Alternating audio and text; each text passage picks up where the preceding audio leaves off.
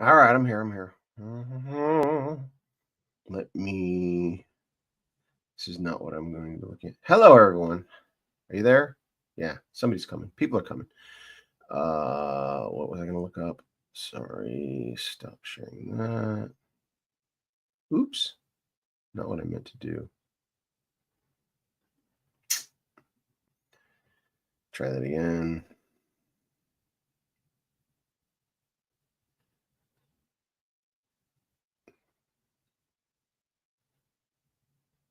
All right.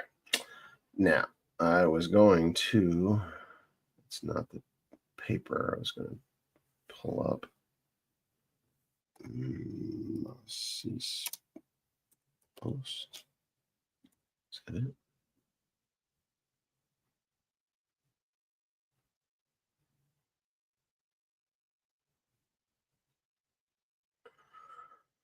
Just trying to find this one article. Come on. Wait a minute. Why is it?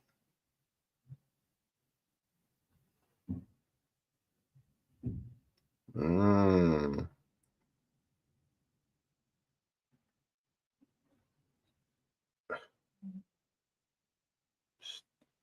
Hold on a second. Updates. I can't do two things. I can't talk and scroll. International. Come on, people. Come on in. Come on in. This is not what I was looking for. All right, let's just go to.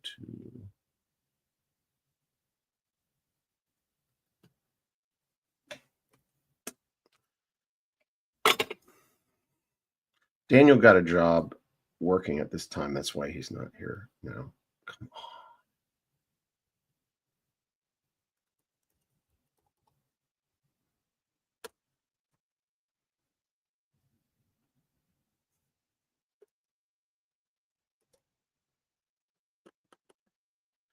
This is not dumb computer. I don't like laptops. I don't want it to open in a new window, but it's going to open a new window, and you guys aren't going to be able to see it. So it's now opening in a new window, and so I am going to copy.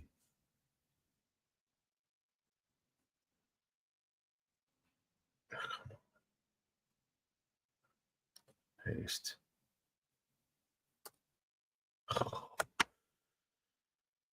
By the time I get this up, I don't know if I'm going to find the article I want. Come on, you can do it. Zawtonk. There we go. Okay. All right, this is the article. Hold on, let me zoom. Hi, everybody. Yeah, should. You can talk and scroll. Okay, here we go. All right. Hello, everyone. It is the Armenia update. I'm just going to read this one article, and then I'm going to point out a few things, and then I'm going to update. So, little bit misleading headline. Little bit misleading. I'm going to say overall, this is a good thing happening, but there's a bit of an issue with it, a problem with it, and I'll point that out in a second. Bipartisan congressional letter urges Rubio and Waltz for U.S. action to free Armenian prisoners, strengthen support for Armenia amid Azerbaijani threats. On April 8th, a powerful bipartisan letter by 25 members of the Congressional Armenian Caucus called on Secretary of State Marco Rubio and National Security Advisor Michael Waltz to secure the release of Armenian prisoners illegally held in Azerbaijan and strengthen U.S. policy safeguards. Oops, I didn't click on the article yet. Please don't open it in a separate window. It's going to open it in a separate window. Oh, no, it didn't. Good. Sorry. Crying prematurely. Bye. Okay. Mm-hmm. Reports the Armenian National Committee of America, the ANCA. The letter, led by Congressional Armenian Caucus leaders Frank Pallone from New Jersey, David Valado from California, Brad Sherman, California, and Gus Bilirakis, Florida, comes in the wake of recent Armenia-Azerbaijan peace announcements, which have largely stalled due to subsequent Azerbaijani add-ons and preconditions demanding changes to the Armenian constitution and the dismantling of the OSCE Minsk group. The letter urges decisive American leadership in determining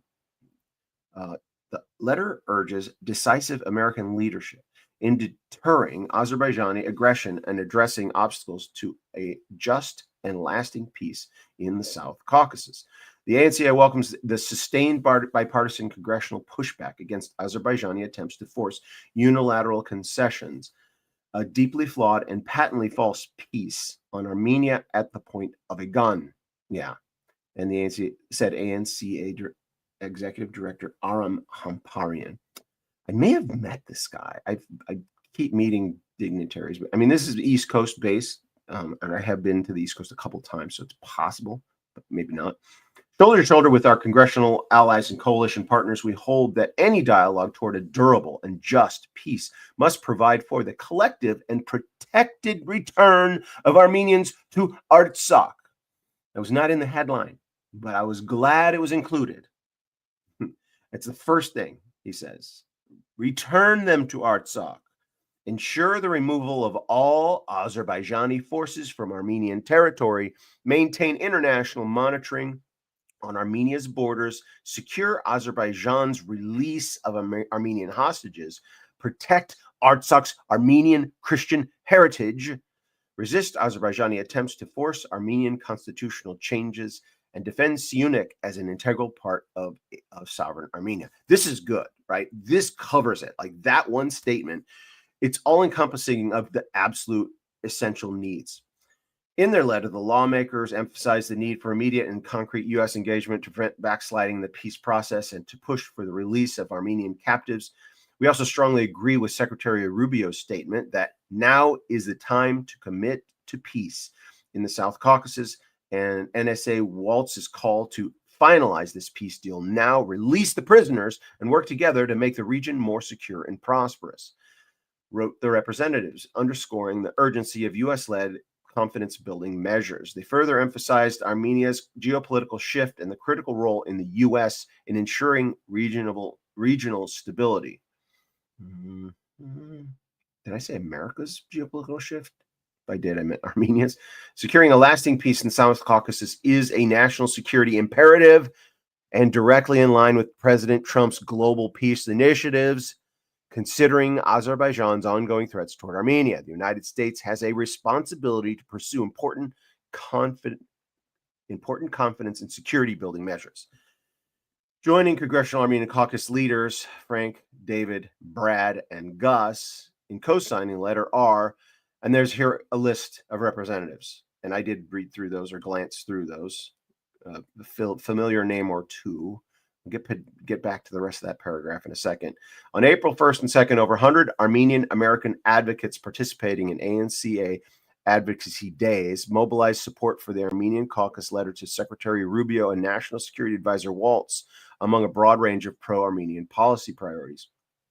Advocates also pressed for the imposition of global Magnitsky sanctions on Azerbaijan officials for war crimes. A complete cutoff. I used to know what the Magnitsky protocols were. I should re-up my understanding so that I'm articulate in these matters. So much. I have to have my team just brief me with cards to read, so I sound like I know what I'm talking about. Advocates pressed for the imposition of global Magnitsky, I'm always mispronouncing it, Magnitsky sanctions on Azerbaijani officials for war crimes, a complete cutoff of U.S. military aid to Baku. Yeah, we should not be sending any aid to Baku, Azerbaijan. U.S. leadership to secure Azerbaijan's immediate release of Armenian prisoners, and robust U.S. support for the safe and internationally protected right of return for Armenians forcibly displaced from Artsakh. I'm grateful that people are on top of this. It needs to now happen. They're making the right strong arguments. Participants additionally urged congressional action to bolster Armenian genocide education efforts to help prevent future atrocities globally and to counter Turkey and Azerbaijan's international campaign of genocidal denial. That's where I come in. When I saw this last sentence, I'm like, ooh, yeah. You buried the lead. The Soghomon Tehlirian story is Armenian genocide education. Right? These are government officials pushing for expanded Armenian genocide education. That only bodes well for what I've been working on for the last 7+ years. It's like, all right, that's right. It's like, okay, this is something the United States is embracing and welcoming. And now that I have a team together, oh gosh, the stuff I want to tell you. Let's see how much I can tell you. I'll allow the spirit to guide me. But let me just go back and comment a little bit about this article. The little bit of the downside, it's not a big downside, but it is an issue, is okay, so you have the sponsors of the bill or the caucus leaders. It's 2 Republicans and 2 Democrats. Hallelujah, right? Hallelujah. It transcends those differences. However, come on, Republicans. This is not a Democrat issue. Look at this list. This list right here. Come on. Look at that. How many R's do you see in this list, right? It said 25. This is a list of the rest of them. You had 2 and 2 up front that are the leaders. And then you have all these and a single R, Mike Lawler from New York, 1 Republican, right? It's all Democrats. Maybe some of those Republicans saw, oh, Ilhan Omar is in this group. I don't want to be in that group with her, right? Right? I mean, that was likely someone's response. Oh, I don't want to associate with it, right? Somebody, but set that nonsense aside. Even people that you disagree with can be right about things, right? So, but overall, this is good. This is good, articulate. It gets straight to the point, to the heart of the issue, and it's exciting because that was yesterday. All right, I'm just gonna leave this up. I don't like going full screen. I don't like being big in your face. I have too much hair. I don't want to get my hair all over you guys. Washington, D.C. Look at that glorious place. Glorious place now. Hallelujah. All right. Updates. Where do I begin? Oops, this still says Bible every morning. So let's begin by fixing that. This is This Way Network. Actually, it's Sovereign Artsakh. All of the above. I don't have a thing for Sovereign Artsakh yet. Even a broken clock is right twice a day. Yeah. Even a brain dead, dementia-ridden president auto pens some document that was a good thing to sign, right? Like, anyway. Where do I want to start? Last night was another. Oh, okay. Let's just talk about last night. Do I talk about last night? So many things I want to say. All right. So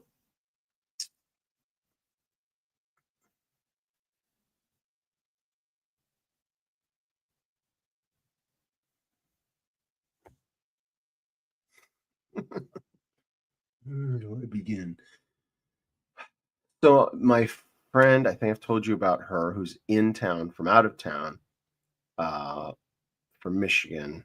She's a rock star. She's a rising star in her field. She's a medievalist, uh, specialist in Western Armenian language, translator. She's published a book in Western Armenian, the first person that's not from Western Armenia to publish a book in Western Armenia. And you ask, what? Why don't Western Armenians publish more books? Because they were genocided over 100 years ago. There are no Western Armenians anymore because Western Armenia is now Eastern Turkey, right? So when you hear people say Western Armenia, Western Armenian is a dialect and there's Eastern Armenian. So that's a division, and they can communicate with each other, but the distinct dialects. And Western Armenian is going. My friend, one of her missions is to preserve it so that it doesn't go extinct, so that Western Armenia as a language is preserved, because there's no more Armenians in Western Armenia. Okay, there technically are Armenians in Western Armenia because the Turks and the Kurds took slave girls into their harems and had babies with them. So there are genetic Armenians in Western Armenia. They all think they're Turks, right? They think they're full-blooded Turks, etc. So that's a bit of a tangent. But my friend, who's a specialist in Western Armenian, she's a translator. Soghomon Tehlirian was a Western Armenian, and he spoke Western Armenian. And so it's good that she's on this project. She's also a specialist in women's literature and women's studies, and so she is going to fill out half of the storyline of the story, because the Soghomon Tehlirian story is the story of Armenia. It's not. It's Soghomon is the thread that takes you through the whole story, but it's 50-50. It's men and women. You have to tell the full story. And this friend of mine she's just like the perfect fit. And I just met her 2.5 weeks ago. And then she came into town for an event, and last night was her event, right? So she was a star last night, and she was on a panel with 3 other stars, and she was the only woman. And then the moderator was a woman. The 4 experts, all experts in poetry, poetry. And there was 3 gray-haired Armenian men, dignified, distinguished Armenian men, and then my friend. And she's like in her 30s. No, she might be 40. Okay, she has a 21-year-old son. So she's probably maybe in her late 30s, early 40s. But she's definitely stand out as the young generation, the rising star. And I was, I and some of my team were her guests, not like everybody invited guests. But what I didn't realize about this event, well, one thing I did realize, and I went anyway, it was all in Armenian, right? The interview, the answers, everything in Armenian. And I'm sitting there, and I ran into a friend. We'll talk about him in a minute. But I ran into a guy. He's like, here, sit next to this guy. He'll translate for you. He'll give you the bullet points. And that was great. And I made a new friend. But I sat there the whole time, not bored one iota, just intrigued. The Armenian language is music, just the language itself, listening to the articulation. It's soothing and entrancing, and without understanding a word, I was enjoying every second of it. Seriously, and looking around, because this was an academic event, and so there were multiple Armenian high schools present. So like teachers, parents, and students, and they had some presentations as well. So it was really, really, I was not expecting that. I knew it was an academic event, but I didn't realize it was a merging of these 3, I think, Armenian high schools. So it was a packed house. There's probably 60 to 80 people there. It was nice.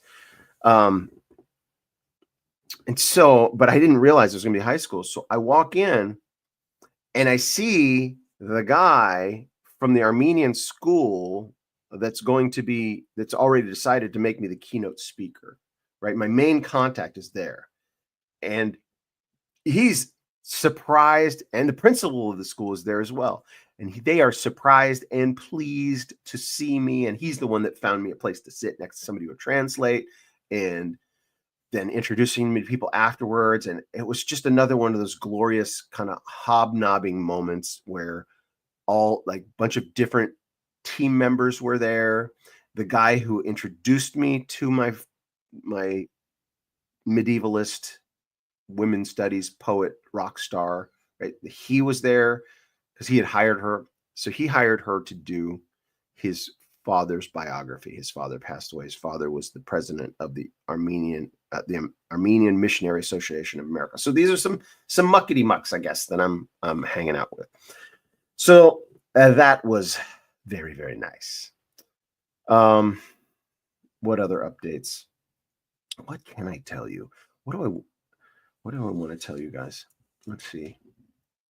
I know you guys are just hanging over there and having your own chat conversation in the comment section.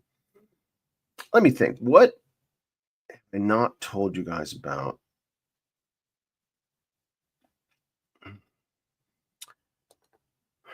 Well, the Stanford event that was going to be in April has been postponed. The thing that I was going to go speak at, it's still going to happen, but that's been postponed. There's another event that's now on the calendar for the 22nd. Multitasking. Chloe's paying attention.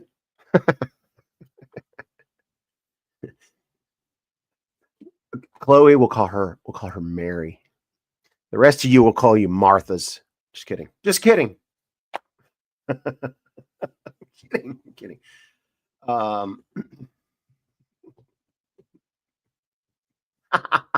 Yes, Mom, I get it. I was going to make that comment, but you're okay. On that note, women are multitaskers, men are not.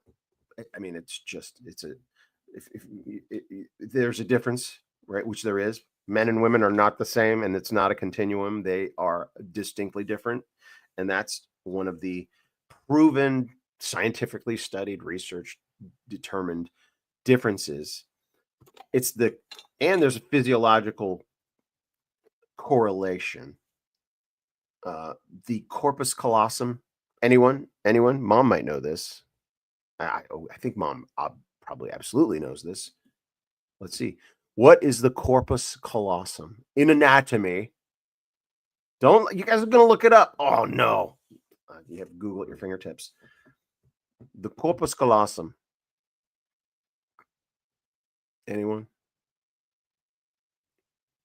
I know there's a little bit of a delay. So, yes, it's in the brain. Yes. It's not necessarily part of the brain. It's maybe the right term is aperture. It's the opening between. It's the missing in some people. Actually, I think you can live without a corpus callosum. It's the opening in between. You guys are still coffee. I do need a cup of coffee. The corpus callosum is the opening between the left and right hemisphere, right? It's the opening where the two hemispheres of the brain are connected. And what's the difference in a male corpus callosum and the female corpus callosum? Little anatomy lesson here. The female corpus callosum is wider. In other words, it's a larger opening than for the males. And the males have a narrower, the alleyway in the brain, right? It's the passage in between. In other words, the C fibers firing, right? There's at every given moment, there's electrical impulses passing through the corpus callosum. But the women have a wider one and men have a narrower one, which means there are fewer signals that are able to pass for males between the left and right hemispheres. So fewer signals are able to pass between, which means women can process and multitask in ways that men cannot, and men are get more focus, are able to focus more on things. That's just God's design. It's not a superiority or an inferiority. It's different and glorious. Hallelujah. Okay. Is this about Armenian life, or do we? That was a digression. Yes. that was me just having fun with you guys. All right, I'll tell you.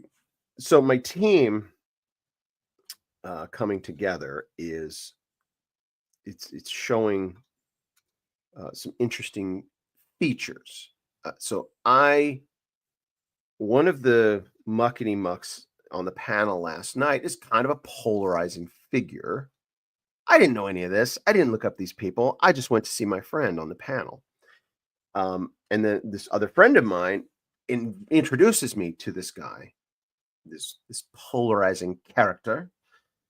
And I'm just me because I'll meet anyone. I'll talk to everyone. I'm happy to talk to anyone and everyone. That doesn't mean I endorse anyone and everyone, right? And so this friend of mine introduces me to this guy. I'm telling him, and he was on the panel, so he's a muckety muck. He's a known, his name is in the news. Armenians know him, and so I didn't know that. I mean, I assumed he was somebody, but I didn't know the details. So I'm chatting with him, talking to him, telling him the basics, not trying to bore him, just to get out the pertinent details as quickly as possible. And he's responding, and he kind of cuts me off. I said all that I need to say, but he kind of steps in. He goes, "What you need to do," no, he didn't say it like that. He says, "Take this in consideration, or you should think about this. I'm not telling you what to do, blah, blah, blah, but you should." So he mentions this one actor, this famous, arguably the most famous Armenian actor. I'm going to stop name dropping, I'm going to stop it. He says, he wrote a book and he was thinking about doing this story as a movie, and I worked for an archive at the time, and I was able to give him some answers to questions, and we worked together for a while on this thing, and he was going to go in one direction with it, and I didn't really want him to, but he changed directions, and I was happy, blah, blah, blah. So giving some of these details, he says, "I think you should talk to him, and when you talk to him, tell him you know me." And that was pretty much it. That was the gist of the conversation. I'm like, great, because we actually have a contact to him, and so I went to one of my team members, actually the one that was on the panel, and I went to her and I said, "Hey," he said, "when we talk to Eric, we could name drop him." And then she goes, "Why doesn't he reach out to him?" And I'm like, "Okay, yeah, actually, that makes sense. Why doesn't he?" And I thought, well, I have the contact information. I know how to get a hold of this guy. Maybe I'll do that. Maybe I'll follow up and bring him into the fold. Maybe I'll bring him on the team, or at least, follow up and, get him involved, at least to that extent, to get this actor involved. And then when I go home, the guy who introduced me to him calls me. He's like, "Oh yeah, there's one more thing I wanted to mention, a sentence I didn't complete when we were talking to my friend, blah, blah, blah. Yeah, he's a convicted terrorist." I was like, what? And pardoned or something, right? Or maybe not pardoned. So did his time, but was granted U.S. citizenship, right? And so it's like, wait a minute, what? And so then when I texted my team later on, I'm like, "Oh, so and so told me who I was really talking to, ha ha ha," or whatever. And both of those team members go, "Yeah," I was like, I was not happy that you were talking to him. The other goes, "Yeah, I forgot too." I'm like, "Wait, why did you tell me that to have him reach out?" I think it was a reaction. So both of my team members were not happy that this other guy was introducing me to this guy. And that's something that's happening more and more. I get introduced to everyone. And in this text conversation this morning, I clarified, I said, "I'm happy to meet everyone. I will talk to anyone and everyone because Solomon's story is for everyone, but I will not endorse everyone. I will not support. The Solomon Tellurian estate doesn't get behind other people's agendas. It stands alone, which means I stand alone.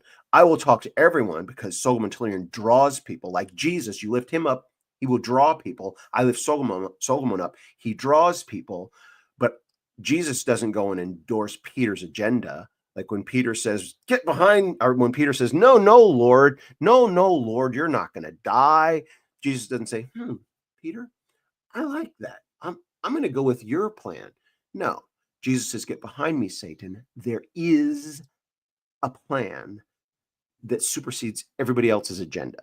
That's what I face, right? So, there are protocols as a team that we need to set in place, maybe signals they need to give me. I need some scripts, some kind of basic things to say to people in general, but not to go into too much detail with everyone. And the Lord is guiding me It just makes my team nervous when I'm talking to potentially inflammatory characters. So that was last night. Life.